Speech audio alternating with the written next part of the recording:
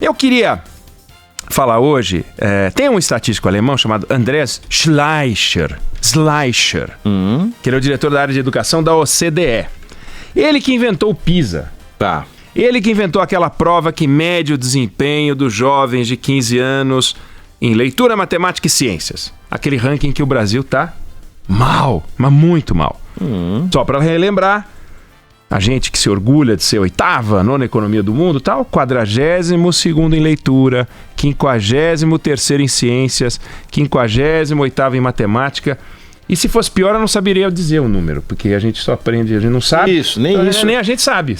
Tá de parabéns por falar esses três. Por esses três já mostra muito.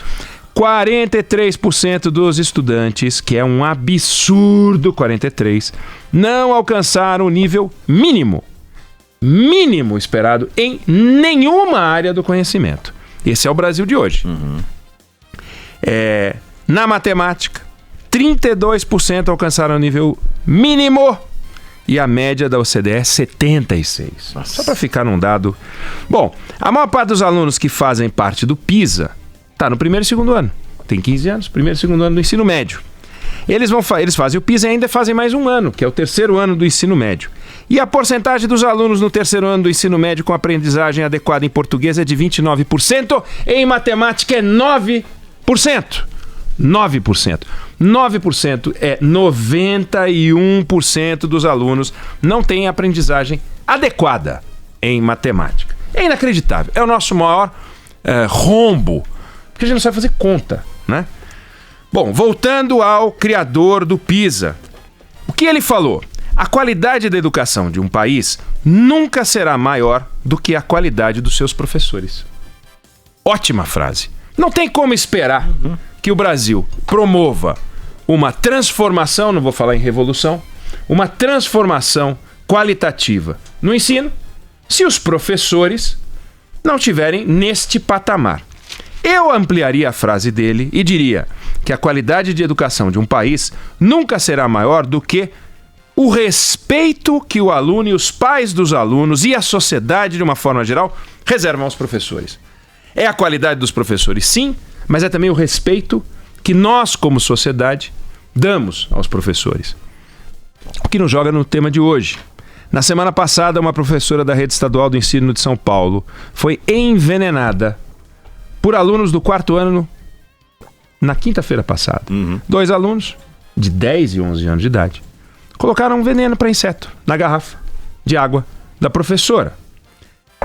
Ela passou mal, por sorte só passou mal, foi levada para o pronto-socorro da região. É uma escola, eu não vou falar o nome da escola, não quero estigmatizar os outros alunos, nem os professores, nem os pais dos alunos, mas é uma escola que fica num dos bairros mais pobres da cidade de São Paulo, na Zona Sul. A professora foi medicada, recebeu alta, etc. e tal. Ou seja, eles não mataram a professora, mas eles fizeram uma, entre aspas, brincadeira extremamente sem graça, que colocou em risco a saúde da professora. E se não usassem o que usaram, poderiam ter feito coisa pior com a professora. Essa informação foi confirmada pela Secretaria Estadual de Educação, que repudiou o ato, como seria de se esperar. Foi registrado um boletim de ocorrência. O caso é acompanhado pelo Conselho Tutelar, porque envolve menores de idade. Tem Ministério Público acompanhando, Vara da Infância e Juventude, etc. Vamos ver para onde vai esse caso. A todo mundo que nos acompanha, todo mundo que nos escuta, já leu, já viu, já soube de algum caso semelhante. Nesse caso não é uma exceção. Talvez seja até um caso brando, perto de outros casos horríveis que a gente já ouviu. Agressão física, homicídio. A gente poderia citar vários casos. Bom, uma pesquisa feita em 2015 pelo Sindicato dos Professores do Estado de São Paulo mostrou que 22% dos professores, pouco mais de 1/5, já sofreram agressão física. Não é agressão de qualquer tipo, agressão física. Nos Estados Unidos, que não é um país pacífico, esse número é 10%, que é alto, mas os Estados Unidos não são um país pacífico. E o nosso é o dobro dos Estados Unidos, mais do que o dobro. No Brasil, 44% dos professores revelam algum tipo de agressão verbal. 44, gente. É perto da metade. Ou seja, é uma coisa inconcebível, mas ela é real. É a nossa realidade. Nós estamos com isso. A escola é o primeiro lugar para onde vão os jovens, as crianças, fora da família.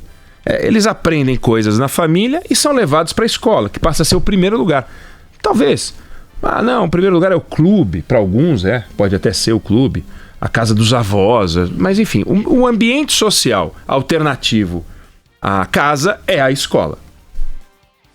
E eles não podem, obviamente, ir para a escola e ser algo diferente daquilo que eles são dentro de casa. Então, nós temos uma questão que precisa ser discutida, que é o respeito a valores e o respeito à autoridade, que é um problema, é uma doença social. Nós estamos doentes. Os filhos respeitam a autoridade do pai e a autoridade da mãe, ou só na pancada? Temem, morrem de medo ou respeitam? Temos uma questão para discutir. Os filhos não podem fazer o que bem entendem. Fazem o que bem entendem. E na escola fazem. Dentro de casa não, porque tem medo, mas fora fazem o que bem entendem. Como é que nós vamos mexer com isso? Quando os pais levam seus filhos para a escola, a Roseli Saião vive discutindo esses assuntos. Quando os pais levam os filhos para a escola, isso não pode ser um processo de terceirização da responsabilidade de educar. A escola não educa, a escola ensina. Educar não, quem educa são os pais. Não dá para você não educar dentro de casa, botar seu filho na escola esperando que lá ele aprenda valores, princípios. Como que você vai aprender valores na escola? Os valores vêm de casa. Você pode reafirmar valores na escola. Você pode reforçar valores na escola. Agora imagina alguém aprendendo valores novos na escola, o choque cultural que isso proporcionaria. Pais muito ligados, mães muito antenadas iriam para a escola e dizer: escuta, vocês estão ensinando coisas que a gente não ensina dentro de casa. Fato é que sem disciplina e sem autoridade não há ensino possível. Como é essa disciplina, como é essa autoridade é o que se deve discutir. Evidente, não é palmatória, direito de dar coque na cabeça de aluno. Mas nós temos um problema muito grave na hora em que um aluno se sente à vontade, não me refiro a esse caso da água, mas confrontar fisicamente um professor, levantar e peitar o professor. Como é que um aluno peita um professor? Ele não faz isso com o policial, porque está armado. Não é porque ele é menor de idade, não.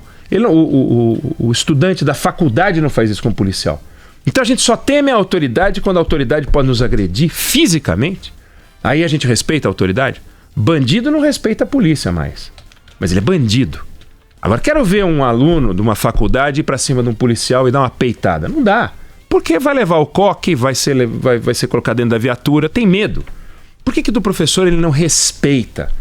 O professor não inspira respeito? O que está acontecendo? Será que os pais não estão reafirmando esse conceito de o meu filho tem os direitos, os meus filhos têm que ser protegidos? Como é que está isso, né? O aluno agressor, ele é feito o marido agressor. Se você não colocar um limite, se você não estabelecer, isolá-lo de alguma maneira, protegendo, dando uma cobertura psicológica, não é? Ele não é um gangster, ele não é um monstro, mas ele existe. E ele é um personagem que inspira cuidados. E ele pode contaminar a classe, ele pode contaminar a escola, ele pode ser o bacana da escola porque ele peita. Se não houver uma estrutura em que os professores se sentem protegidos também pela direção da escola, as coisas não vão funcionar. Se a direção da escola não se sente protegida pela Secretaria Estadual de São Paulo e de todos os outros estados, e eu me refiro às secretarias, porque a maior parte do ensino é público. Então a questão é, hoje, uma questão do ensino público. Tem isso nas escolas privadas, não é diferente. Mas é isso. Os professores são peitados, os diretores muitas vezes não ficam ao lado dos professores.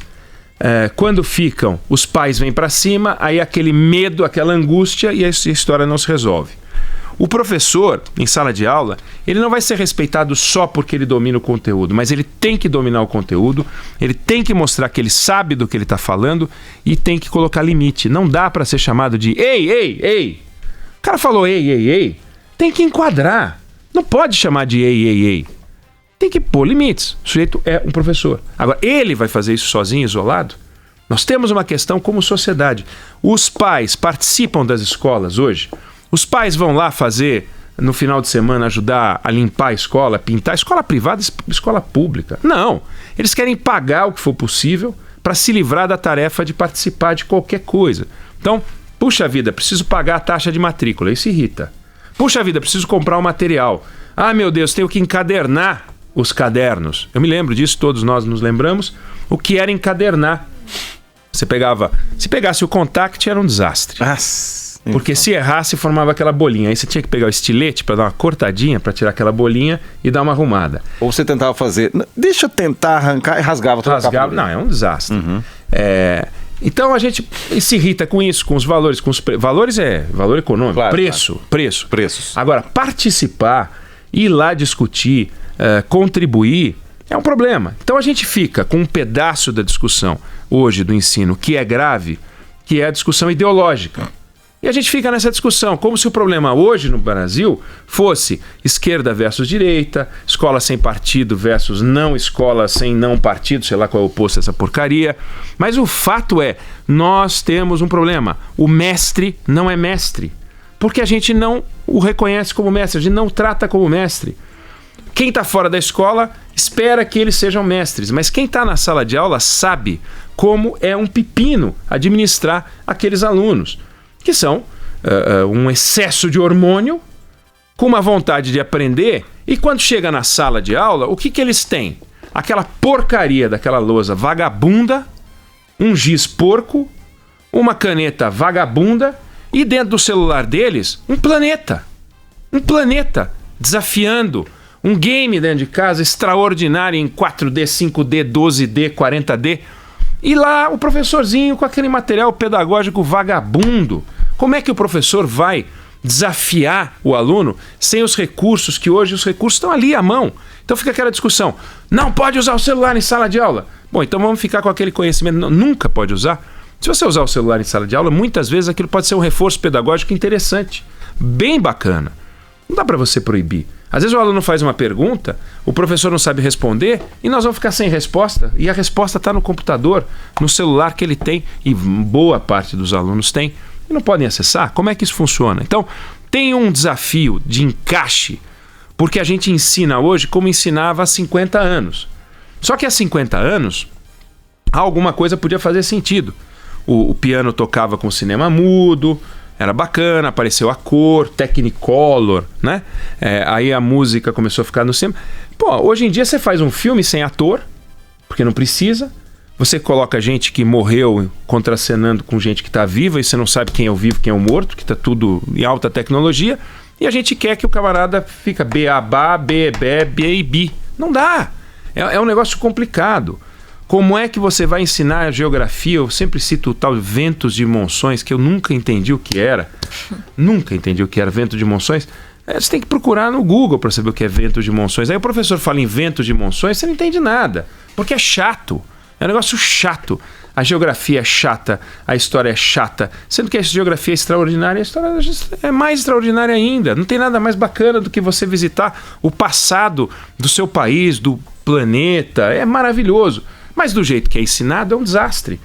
Então, os professores têm um desafio que é, eles não têm os recursos tecnológicos e não têm a formação necessária para entreter, encantar, coisa que tinham no passado, porque uma enciclopédia resolvia muito. Porque o máximo que o aluno podia fazer era buscar na enciclopédia ou na biblioteca. Agora ele tem aqui na mão dele um negócio muito melhor do que qualquer enciclopédia.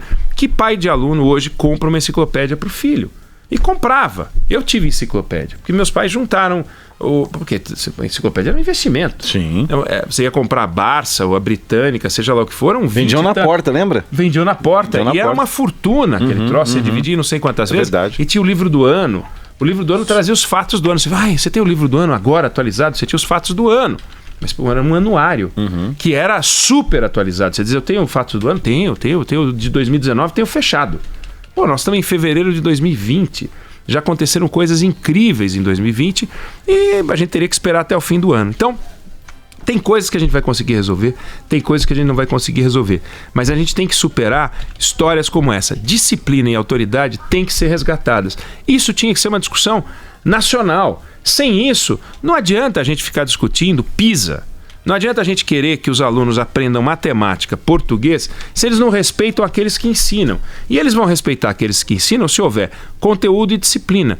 Conteúdo é uma discussão. Agora, disciplina é outra fundamental. Não dá para ficar como tal. O Brasil não pode ser líder mundial de agressão a professor. A gente tem que ser líder mundial, ou um dos líderes mundiais, ou destaque, como a Coreia é, como outros países são, de apreensão de conteúdo. Não de apreensão de menores. E nós estamos com um problema muito grave, como esse caso que eu acabei de contar. Temos que enfrentar isso como uma das nossas maiores mazelas.